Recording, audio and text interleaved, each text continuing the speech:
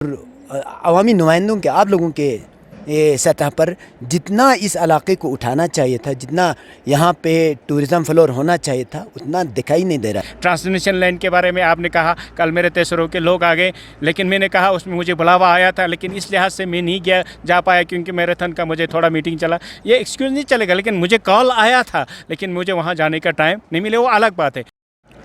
नाज़रीन की खिदमत में सलाम और आदाब, मैं हूँ सईद हाशिम रिजवी, आप देख रहे हैं वॉइस ऑफ लद्दाख। सूर इलाक़े में कुछ अवामी मसाइल और ख़दशात के पेश नज़र वॉइस ऑफ लद्दाख का टीम आज तेसरू के मकाम पर यहाँ पे पहुँचे हैं और इस वक्त हम पानीखर गांव में मौजूद है।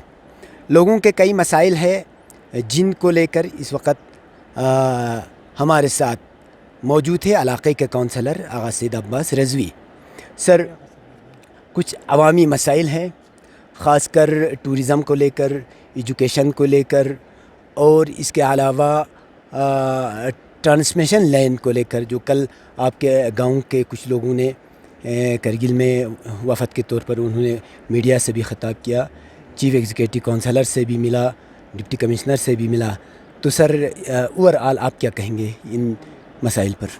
बिस्मिल्लाहिर्रहमानिर्रहीम। सबसे पहले तो आगा हाशिम साहब, आपका और जो आपके साथ जितने भी मीडिया साहिबान आए हैं, एज ए काउंसलर इस कंस्टिट्यूंसी का मैं आप लोगों का बहुत बहुत शुक्रिया अदा करता हूँ। जब भी लोगों का कुछ ग्रीवेंसेस रहा है, लोगों और काउंसलर के दरमियान कुछ ग्रीवेंसेस रहा है, उनको आप एडमिनिस्ट्रेशन तक पहुँचाने की हद्दुल इम्कान कोशिश कर रहे हैं। आप दोनों का और आप सबका बहुत बहुत शुक्रिया। जिस तरीके से आप टूरिज़म को लेके या ट्रांसमिशन लाइन को लेके कुछ सवालात किए हैं, पहले मैं यही कहूँगा कि टूरिज़म से रिलेटेड जो है, जब से मैं काउंसलर बना हूँ इस इलाके का, इस कंस्टिट्यूंसी का, हमने इतना कोशिश किया है कि टूरिज़म को लेके लोगों को घर घर जो है यानी टूरिज़म जो है हाउस स्टे जो हम बनाते हैं, पहले तो एक हाउस स्टे के लिए अपने घर को कुछ बनाने की उसका फंडिंग आता था। अब वो सारा कुछ जो है यूटी आने के बाद नॉर्मली जो है वो बंद हो गया है। अब इस वक्त जो कुछ सिस्टम आया है टूरिज़म से रिलेटेड, जो वो करते हैं वो कुछ नॉर्मल कुछ उनको दे देते हैं, जो बेनिफिशरीज़ वो ख़ुद चॉइस करते हैं, अच्छी लोकेशन वो ख़ुद चॉइस करते हैं, तो उस बेनिफिशरीज़ को जो है कुछ बेड्स, कुछ डनलॉप, कुछ बेडशीट्स वगैरह वो इश्यूज़ करते हैं, तो उसको जो है हाउस गेस्ट हाउस बनाने की बहुत कोशिश कर रहे हैं। उसमें हम एडॉप्ट कर रहे हैं कि जितने भी इस इलाके में, इस कंस्टिट्यूंसी में, चाहे यहाँ पे इस तहसील तेसरू में 2 कंस्टिट्यूंसीज है, दोनों में बराबर करके चलाने की हम कोशिश कर रहे हैं। इंशाल्लाह जिस तरीके से इस टूरिज़म को आगे बढ़ाने के लिए मैंने दूसरी बात जो है, एक प्रपोज जो हमने किया था उस वक्त जो है दफना में इस वक्त वो खड़ा है, जो आज के डेट में नेशनल हाईवे बन रहे हैं, सीधा दफना से नीचे दरिया के पास एक कैफेटेरिया बना हुआ है। वो मेरा कैपेक्स बजट का प्रपोज किया हुआ है एक कैफेटेरिया है। मेरा कोशिश जो ये था कि उसको बनाने का, कि दफना में एक तो लोग पिकनिक के लिए आते हैं, वहाँ पे लोग एंजॉय करने के लिए भी आते हैं, पिकनिक यानी अपनी फैमिली को लेके, चाहे हिंदुस्तान से जितने भी टूरिस्ट आता हो, चाहे करगिल से पानीखर तक के टूरिस्ट भी आते हो, हम लोकल टूरिस्ट ही कहेंगे ना, क्योंकि शाम को या मॉर्निंग में इंजॉय करने के लिए।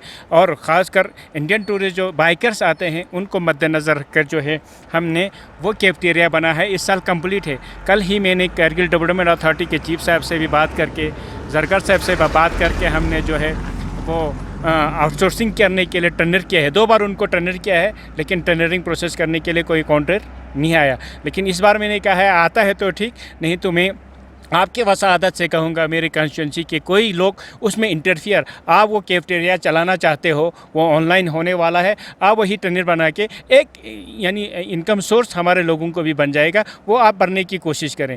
इसी तरीके से एज ए काउंसलर मैं हफ्तुल इम्कान कोशिश कर रहा हूँ इस एरिया में जितना भी टूरिज़म से रिलेटेड कुछ फंडिंग आता है या कुछ आइडियाज़ आता है, उसको शेयर करने की, उसको करने की हम बहुत कोशिश करते हैं। दूसरी बात जो है टूरिज़म को लेके, जो हमारा एक रोड है यहाँ पे पानीखर कश्तवार, पानीखर पहलगाम रोड, उसको हमारे जितने भी लीडर्स जम्मू कश्मीर के गवर्नमेंट के टाइम में, उस वक्त हमारा एमएलए साहब खुद सीसी साहब फेरोज साहब थे, खुद हाजी अब्बास साहब थे, इसके बाद हमारा आगा बाकर साहब भी आया, इसके बाद इससे पहले हमारे राजा साहब भी आया। शायद हर एक ने कोशिश किया होगा, हर एक के पास मेमोरेंडम किया होगा पानीखर पहलगाम रोड के या पानीखर कश्तवार रोड बोल के, लेकिन अभी तक उस पर जो है सेंट्रल गवर्नमेंट ने कोई ध्यान नहीं दिया। इवन एज ए काउंसलर में हर एक जब भी आप लोगों को पता है मैं दिल्ली जाता हूँ, मैं कुछ न कुछ लेके जाता हूँ, कुछ न कुछ लेटर छोड़ के आता हूँ, चाहे मंत्री से मिले, चाहे संतरी से मिले, चाहे डिपार्टमेंट से रिलेटेड, इसी से रिलेटेड पहलगाम रोड से रिलेटेड ये मेरे साथ मेरा सीसी साहब गवाह है। मैं ख़ुद एमपी साहब के रेजिडेंट्स पे जाके पहलगाम रोड का जो है एक डीपीआर उनको ऑलरेडी सबमिट करके आया था। लेकिन एमपी साहब हर वक्त कहता है किसी से भी काम से रिलेटेड कोई काउंसलर हमको कुछ नहीं बोलता है। मैंने उस वक्त भी कहा था नॉर्मली जो है उनको लेटर एज ए यानी कंस्टिट्यूंसी टावर के बारे में कभी मैंने लेटर नहीं दिया, एमपी साहब को क्लियर नहीं बता। लेकिन फॉर्मली हमने जितना भी कहा है एमपी साहब को, जब मैं दिल्ली गया, जब भी उनका टूर हमारे यहाँ पे करगिल में हुआ, हमने जैसे टावर का मसला है एमपी साहब को कहा, और ख़ासकर डीपीआर का मैंने उनको कहा ये डीपीआर आप अपने हाथों से लेके या मेरे साथ जाके नितिन गडकरी के साथ अगर आप मीटिंग रखना चाहते हो मैं भी आने के लिए तैयार हूँ। लेकिन अभी तक जो है कोई हल नहीं निकला है। लेकिन आपके वसादत से मैं यही कहूँगा एमपी साहब को, बाकी हमारे सेंट्रल गवर्नमेंट के जितने भी एम्प्लॉयज़ है उनको, और हमारे एग्जाम साहिबान ने भी ऑलरेडी यानी डीपीआर जो है ऑलरेडी सबमिटेड है। आने वाले दिनों में इसमें ध्यान देने की ज़रूरत है। मैं ख़ासकर एमपी साहब से मुखातिब हूँ इस पर। सर, इलाक़े सुरू जिसे वादी सुरू कहा जाता है और पूरे ख़त्ते लद्दाख में ये एक खूबसूरत वादी है, तो यहाँ पे सयाहत को लेकर, टूरिज़म को लेकर काफ़ी पोटेंशल है।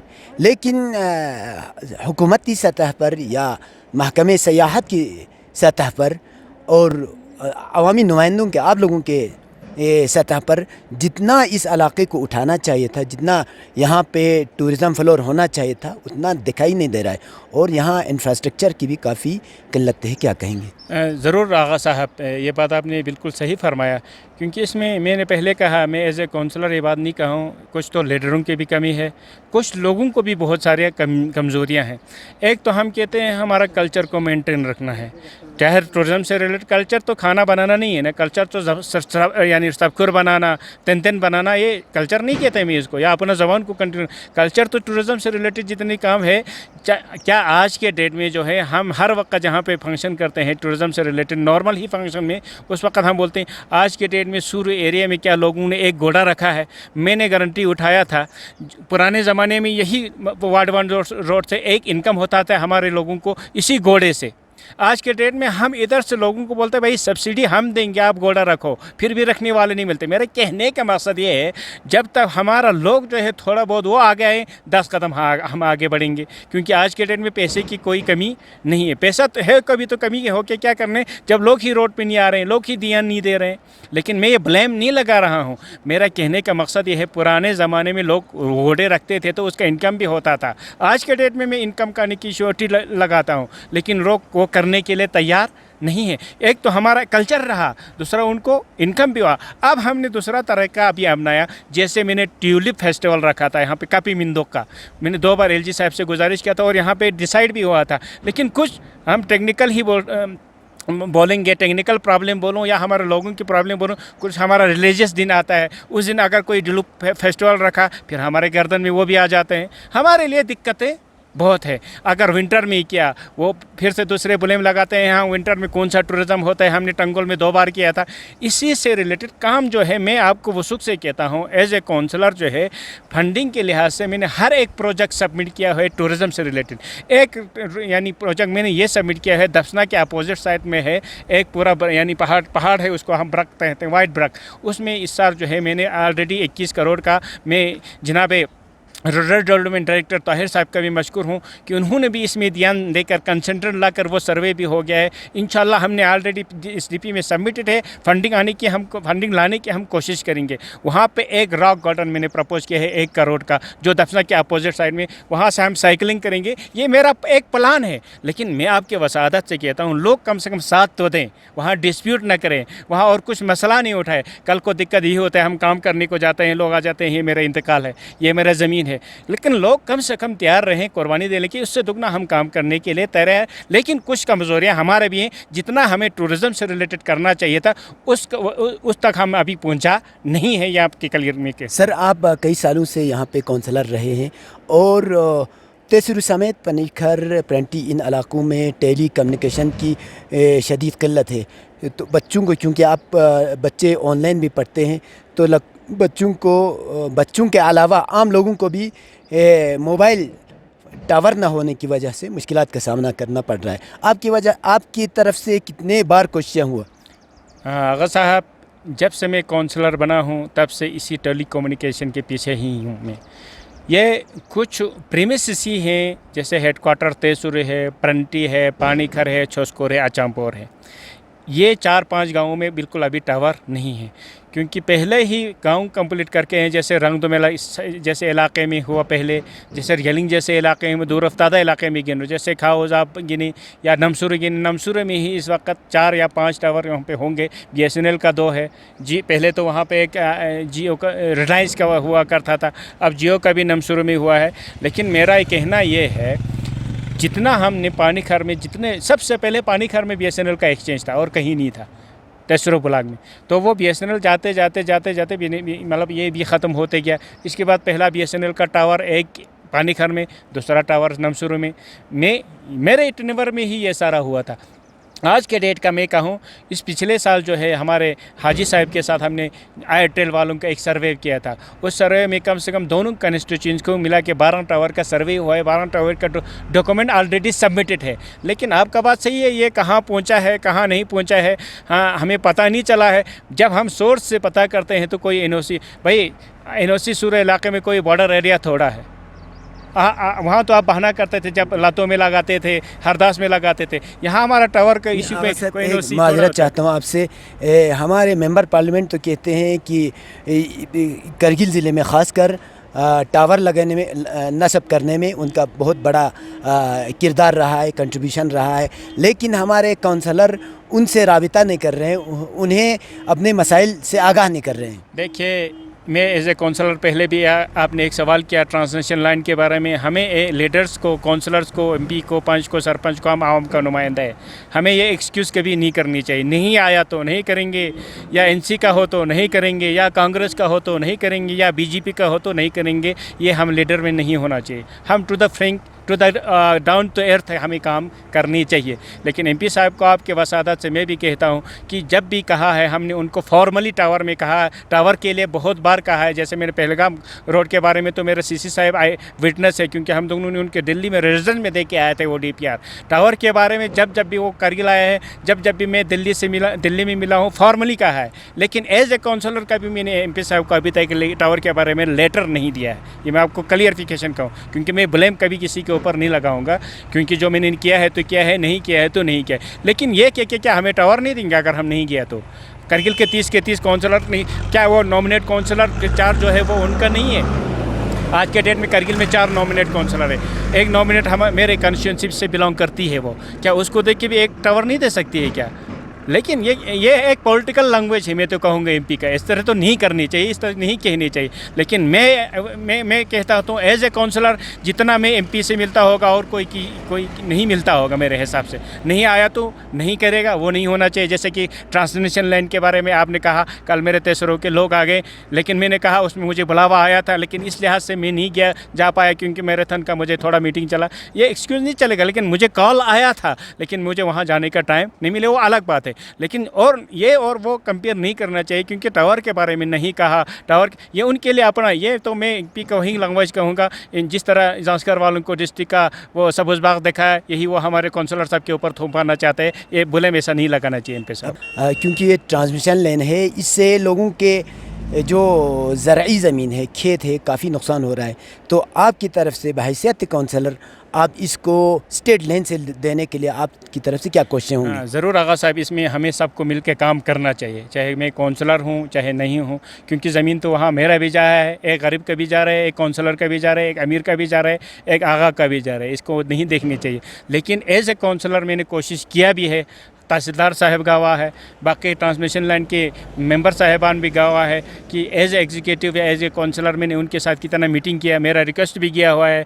कुछ दिन पहले मेरा और तहसीलदार साहब का फॉर्मली मीटिंग भी हुआ था कि हम दोनों को जितना हो सके स्ट्रेट लाइन दे के ये करना पड़ेगा। नहीं तो यहाँ जितने भी टावर लगेंगे हम तो गरीब ही मरेंगे और अमीर तो इसमें नहीं मरेंगे। वो बेचारे यहाँ इनको आधा टुकड़ा ज़मीन भी होगा वो अपने हाथ से गंवाएंगे। लिहाजा मेरा कोशिश यही रहेगा, मेरा प्रायोरिटी यही रहेगा कि जब भी लोगों को मेरी ज़रूरत पड़े मैं उनके साथ देने के लिए हर वक्त तैयार रहूँगा। सर एजुकेशन एक अहम हमारा शोबा है, एजुकेशन को लेकर क्या कहेंगे आप कंस्टिट्यूंसी में? ज़रूर आगा साहब, मैं कहूँगा, मैं क्लियरली कहूँगा, जब से हमारा सीसी साहब फिरोज़ अहमद खान साहब सीसी बने हैं, हमें फ़ख्र है उस पर, और ख़ासकर डीसी साहब संतोष सुखदेव साहब, उनका दोनों का, जब से भी उन्होंने ये सीट संभाला है, जब से डीसी साहब करगिल में पहुंचा है, दोनों मिल के जो है एक एजुकेशन पे इतना पॉलिसी बना के इस हद तक पहुंचा है। अभी इस साल जो है हमारे जनरल काउंसिल मीटिंग में हर काउंसलर को मौका दे दिया कि एक स्कूल जो है वो एक अपना मॉडल स्कूल बने। वो तो डिपेंड काउंसलर पे करेगा ना, वो बने नहीं बने। इसीलिए मैंने जो है करगिल हाई स्कूल को मॉडल स्कूल बनाया है। मैं आपके वसादत से कहूँगा, मैंने मॉडल स्कूल तो बनाया, मगर करगिल के लोगों पर, करगिल के आवाम पर जिम्मेदारी बना है कि वो आप बच्चों को वहाँ से ज़्यादा से ज़्यादा एडमिशन दिलाए। अच्छे टीचर दिलाना मेरा काम है, मैं आपके वसूल से कहता हूँ, लेकिन कम से कम मेरे को तो कोऑपरेट करें, चाहे इंफ्रास्ट्रक्चर में हो, बिल्डिंग में हो। जबकि मैंने पिछले साल बनते ही 7 लाख रुपए बिल्डिंग में मैंने कंस्टिट्यूंसी फंड रखा। इस साल जो है मैंने एज ए मॉडल स्कूल जो है 4.5 लाख पर लेटरिन के लिए रखा। पैसा रखना और इंफ्रास्ट्रक्चर बनाना मेरा काम है। बाकी स्कूल में किस तरह चलाना है, मैं लोगों से मैंने कहा भी है, वो कमेटी बनाएं या VLC मेंबर्स मेरे पास आएँ, कम से कम उस पर नज़र रखें कि कौन सा टीचर चाहिए, उनका चॉइस का टीचर मैं देने के लिए तैयार हूँ, कम से कम मेरे को साथ दें। इसी तरीके से ओवरऑल डिस्ट्रिक्ट की बात करूँ या मेरे कंस्टिट्यूंसी की बात करूँ, कुछ दिक्कतें ज़रूर होगा, ये मैं नहीं कहता हूँ कंस्टिट्यूंसी में हर एक स्कूल 100% होता है या 100 स्कूल 0 पर भी होता है। ना 0 पर है ना 100% है, बराबर चला रहा है, कोई दिक्कत नहीं है, कोई अटैचमेंट नहीं है। अगर कोई होता है इस कंस्टिट्यूंसी में एज ए काउंसलर दिक्कत, तो वो मेरे पास आए, मेरे को बोले, वो मैं हल करने के लिए तैयार हूँ। अवामी नुमाइंदों के, आप लोगों के सतह पर जितना इस इलाके को उठाना चाहिए था, जितना यहाँ पे टूरिज़म फ्लोर होना चाहिए था, उतना दिखाई नहीं दे रहा।